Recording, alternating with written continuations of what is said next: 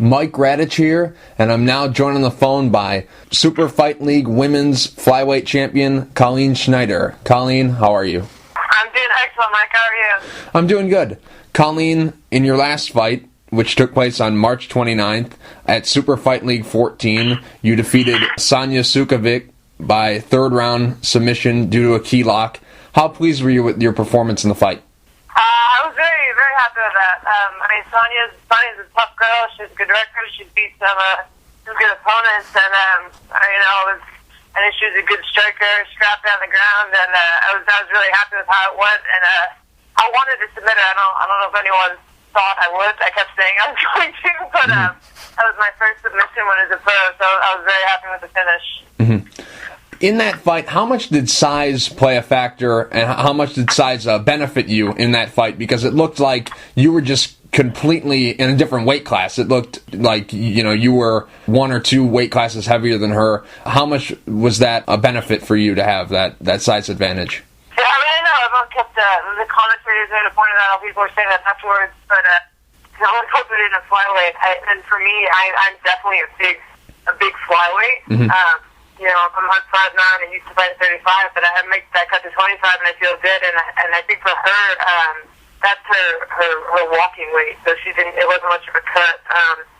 So I think it definitely played in once we got on the ground and I had control on her. I think that started to wear her down a bit by the third round, but even without that size advantage, once we were going in the fight, like anytime I tied up with her, I knew I could take her down when I wanted to, and I don't think that was a size difference. I think that was just a wrestling skill difference. Mm-hmm, mm-hmm. Does that make sense? Yeah, definitely. Now, you mentioned, her toughness, and she obviously showed that. You hit her a lot. You mounted her. You were in dominant positions left and right, and she just never quit. She never gave up. Were you surprised by that? Were you surprised how tough she was, or going into the fight, did you kind of know that it was going to be pretty hard to put her away?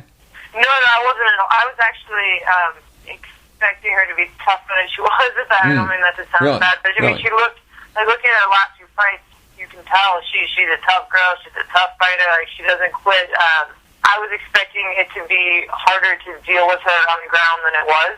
Mm-hmm. And I knew she liked to throw that overhand. She liked to jump in and out, jumping in and out standing. So I just tried to stay long. I definitely had the height advantage on her, keep her punches, move, and then if I did feel like she was pressuring too much, to go in and go for that takedown. Mm-hmm. Just curious, what exactly was the game plan going into the fight, and how well did you execute it? The plan was that to stand, to strike with her, to moving in and out to try and control the range, and then when I wanted that takedown, go for it. I think my coach was really happy with how I fought and how I executed what we had been working on in training. Mm-hmm. Going into this fight, when I looked at this fight on paper, I thought, this was a really good matchup for you. You're a lot taller than she is. Like you mentioned earlier, you're big for flyweight, and I think she's, better suited for 115. So the size was definitely there, and just your skill. Her strength is her striking, I guess you could say, but with your height and your striking is just a little bit better. Her wrestling isn't quite there yet. Your wrestling's just better. Her submission game, isn't quite there yet. You're just better. You're just better in basically every area. Is that how you saw it going into this fight? Yeah, I did. I mean, I wasn't sure how the striking was going to go as much. I definitely knew I could out-wrestle her, and in her other fight, she was pretty active from the bottom on the ground. I think that's where the size difference came into play more. Like, I didn't allow her to go for anything. I just controlled the position, controlled her on top. But I was happy with how I dealt with her striking. Like I did, I outstrike her. I did a good job counter striking, a good job of controlling the distance there. So yeah, I think I definitely felt like I had that fight, wherever I wanted to have it. Mm-hmm. I noticed at the end of the first round, you had her mounted, and you didn't go crazy. You stayed calm and just continued to punch her. Exactly, why did you do that? Why didn't you, just go for it all? Was it just because you were trying to soften her up just to go for a submission, or was it just because it was a 5-round fight and you didn't want to punch yourself out? What exactly was the reason for not going crazy when you had her in a dominant position? Well, I got S-mount on her at the end of the first round, and we were close to the cage, so she was able to use that to try and fuck me, which, if we were in the center of the cage, I would have been able to hold that more securely and just go nuts on her. Because she did have the cage to leverage and push off of, I was trying to control to to punch and do damage, but also control my base, keep my position.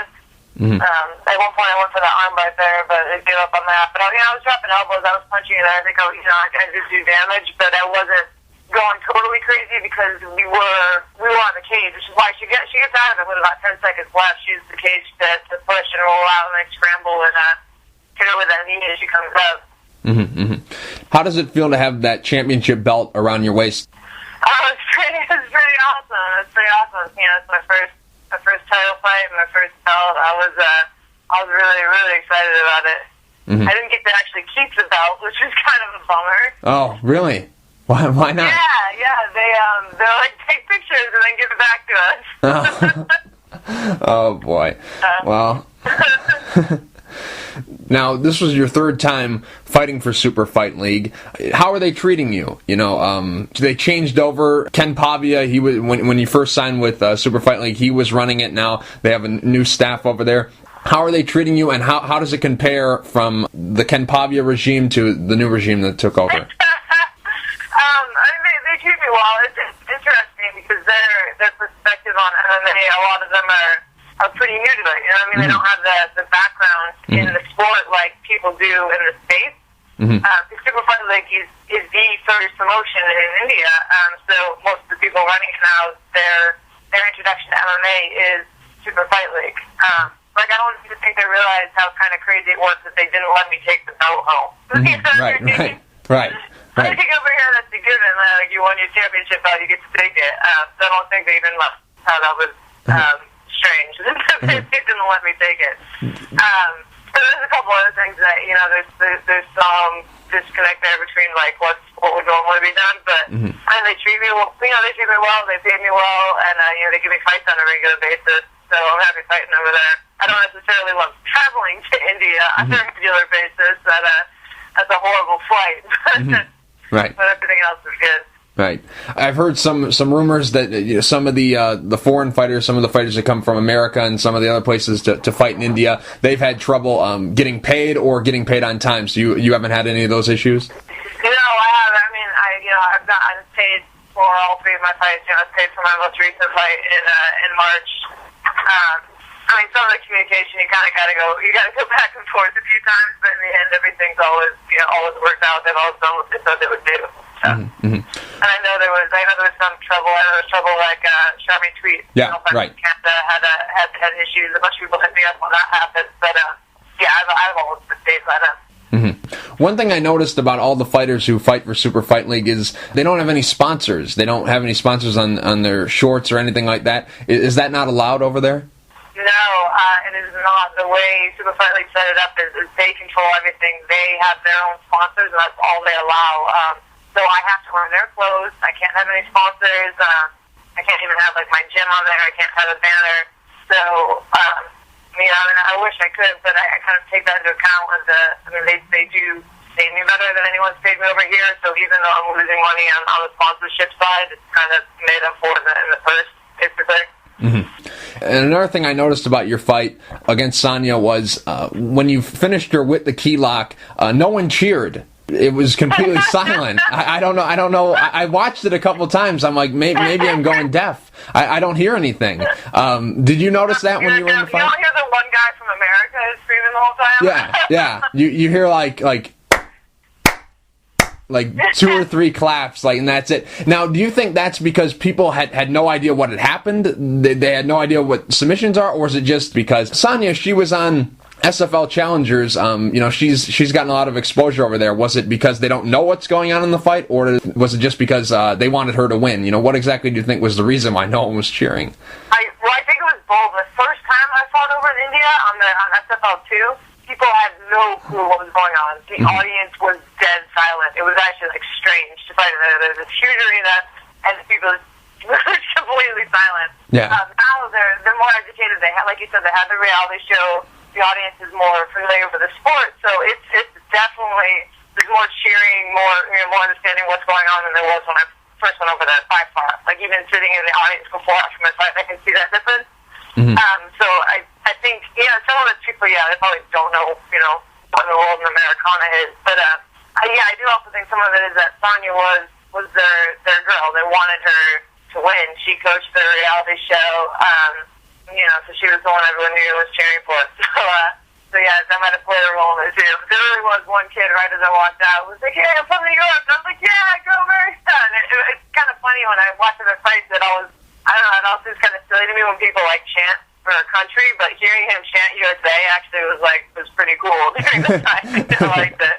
Yeah. Now, from what I understand, is this venue that these fights are held at is just completely out in the middle of nowhere, and before you actually get into the arena, it doesn't even look like an arena. Is that true? What you've seen? It's not in the middle of nowhere by any means. I mean, it's in the middle of Mumbai, which is as far as north you get. It's just incredibly densely populated everywhere. But you would not even realize you were going to a fight venue. It's relatively small. It's made for TV. The permanent venue, they were hosting shows out of it every week. I think now they're doing it every 2 weeks.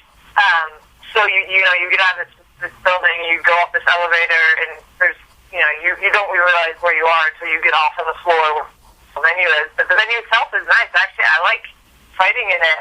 Even it's, like I said, it's smaller, made for TV, but it's packed. It's kind of a cool setting. They have a group of fighters who live there. Like, they have dorms there. They live and train there. It's their own team. So they're there all the time. Now, is your contract with Super Fight League up? Was this the last fight on your deal with them? No, it's not up. So I'll go back. I'll defend my belt. Oh, I see. I see. And just curious, after this fight, did you get a chance to, see the sights? Did you get a chance to celebrate, or was it just the next day you had to fly back? What was the fight? What was that like? I've been to India a few times now, and the first time I was in Mumbai, you did a little sightseeing, which is ocean travel, a little bit shopped, and now I pretty much just want to go home afterwards. There's so much travel, it really wears on you. You're exhausted, and then you just I kind of just want to be back at home, back in the States, back in my home bed. Now, you're on a 3-fight win streak. How have you been able to put this win streak together? What's been the key to your success? And because you started out your career a little bit rough, 1-4, and now you really seem to be on a roll and have a lot of momentum. Now you got this championship belt. It seems like things are going good for you. What's been the key to your success? I'm training out of, I moved to Vegas 2 years ago. I'm training out of Syndicate MMA under head coach John Wood, and I've just had a great camp here. Like, I feel like I've really, come into my own as a fighter here. Great team, great coaching staff. And it's just like, this is where I've been able to put everything together. Put all the skills together and really, really develop myself as a fighter. So that's what I attribute that to. Before you moved to Las Vegas, you were training at El Nino Training Center. Just curious, why did you decide to move from California to Las Vegas?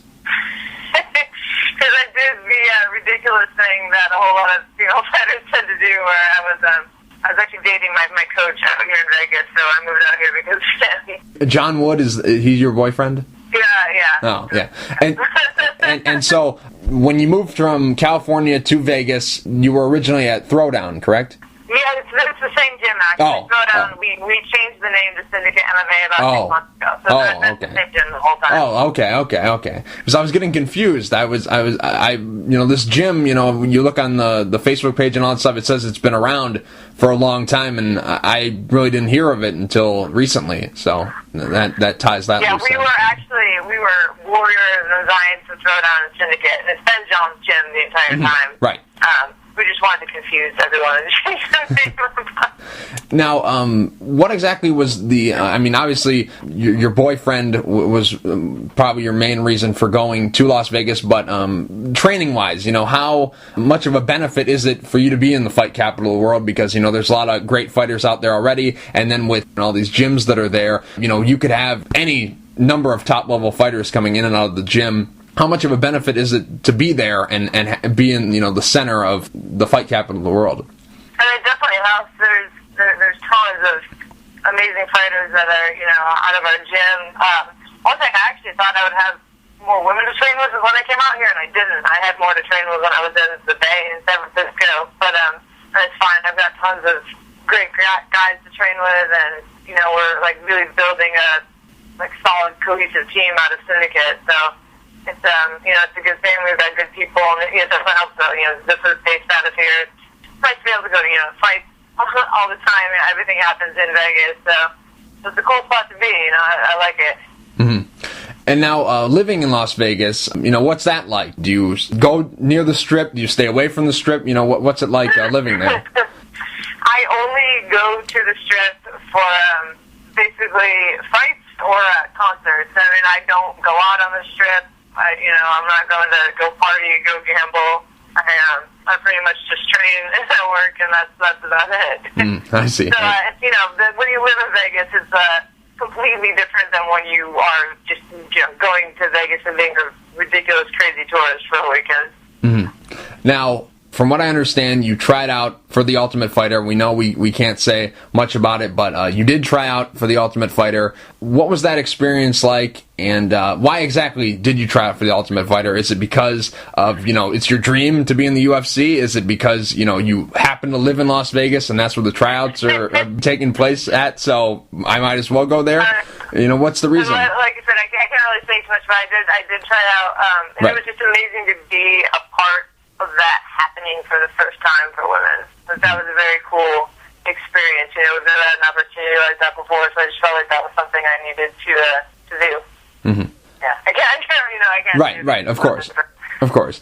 And just curious, you've been having some success at 125. That seems like a really good weight class for you. Was it just the UFC thing, and that's the weight class that they have? Are you, thinking about going back to 135? What's the deal there? No, I like 125. Mm-hmm. I think that's a great weight class for me. So I plan to stay at 125. Mm-hmm. So, Ultimate Women's Challenge, that didn't turn you off to reality MMA TV? Oh, it did. I must have just gotten hit in the head a whole bunch of times in between now and then that I'm even, wouldn't even out for a reality show again. Ultimate Women's Challenge is the ultimate cluster. It was just disaster. Yeah. But I met some really great people on it, and I wouldn't be here now if I hadn't done it. So yeah, I'm so disappointed that never aired. Me too. Yeah, it's disappointing. And none of us got paid. And all kinds of things. Yeah. Now, speaking about the not getting paid for that show, a lot of the fighters, they ended up suing the person who was responsible for putting that show together. Were you one of those fighters who sued that show? No, I didn't get involved in any of the lawsuits. Oh. Honestly, I didn't think anything was going to come of it. So I just kind of just let it be. Oh, I see. And now also with trying out for Tough, is another reason why you decided to try out is because, if you get on that show, you win the show, you're in the UFC, and that might get you possibly a rematch with Liz Carmouche, someone who I guess you have kind of unfinished business with, because the first time you two fought, it was in the Strikeforce 135-pound tournament. That was the reserve bout, and it was weird because it was 2 3-minute rounds, not a whole complete fight. And when that second round happened, you were starting to turn it around, and you just didn't get the finish. Is that another reason, possibly, why you decided to try out for Tough? You want that rematch? Yeah, I've always wanted that rematch. I think Liz is awesome. I have so much respect for her, and I think what she's done since then is absolutely amazing. But yeah, we got to fight 2 3-minute rounds, and I needed to just go like crazy to get going. That's so short, and like you said at the end, I finished on top there, did some damage, but and then the fight ended. I felt like I had just gotten going, and it was over. So yeah, I would definitely like to have that rematch, but also I'll keep her in 25 for now. So I don't know. We'll see what happens. If that rematch does happen, that would be great. I would love it. We'll see. Mm-hmm. Just curious, how did you get your nickname Biscuit? It's not. I don't know why Sure Dog spelled it like that. It's Biscuit. Not that that's any less ridiculous, really. It's Biscuit, but it was from Ultimate Women's Challenge, the reality show you mentioned. Some of the girls in there have rather strong, muscular legs, and it was. They started calling me Stallion or Clydesdale. I went to see Biscuit and got shortened to Biscuit. And everyone was calling me Biscuit. I think the production staff didn't even know Colleen was my real name. They just knew me as Biscuit. So it kind of stuck from there. Oh, because I was confused because I didn't know what that was. I looked it up on Urban Dictionary, and one of the definitions is an attractive young female. So I'm like, oh, okay, this fits. No this is way, good. Really? Yeah. I'm like, okay, this is good. That's funny. No, that's not where it came to, but it's shortened from Seabiscuit. The reference to my legs are swollen. I see. I see. I have no idea where Sure Dog got the spelling of Biscuit. Like, C-A-S-T-U-I-T. No clue how that happened. Yeah, I was like, I don't even know what that is. So I looked it up on Urban Dictionary and I saw that and I'm like, okay, all right, this is good. So. And we both just learned. Yeah. Yeah. Okay. So, Colleen, you're 4-4 now. You're on the street fight win streak. You got your record back up to 500. 4-4. When you hear that record, without actually seeing the fights and actually studying it, when someone who doesn't really know much about you and hasn't really seen your fights, they hear 4-4. That's not that impressive. What's the one thing that your record fails to show? Well, I mean, I think if you look, like you said, like I won, 4 of my last 3 fights. When you're in this game, especially for women, you just kind of you take what you can get early on. You jump into it, and you just kind of you take anything. You're game for any fight. So I didn't have management early on. I just kind of did it myself. Jumped in, was like, sure, I'll fight whoever, do anything, don't care, it doesn't matter. I did some things I wasn't ready for yet. So I think my record more recently in the past year or two shows what I'm really doing and capable of as a fighter now. Mm-hmm. Now, you start off your career 0-3. Your first career win was back in May of 2011. You knocked out Amber Mann in 17 seconds.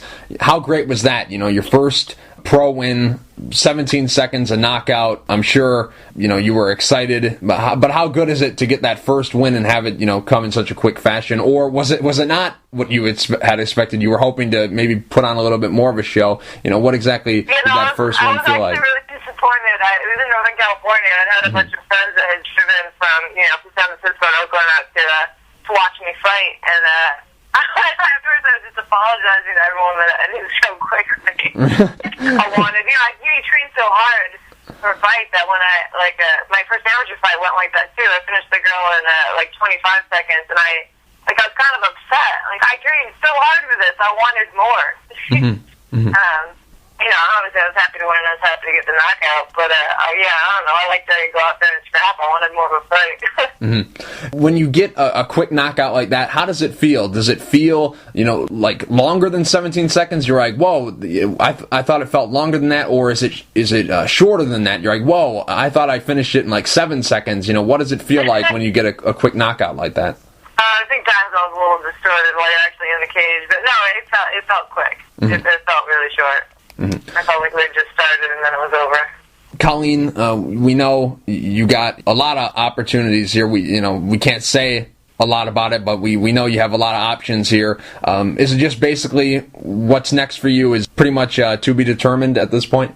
Yeah. I want to, like I said, I'd like to defend my super fight league title, but you guys will definitely be seeing more of me in the future. I got big things coming, so.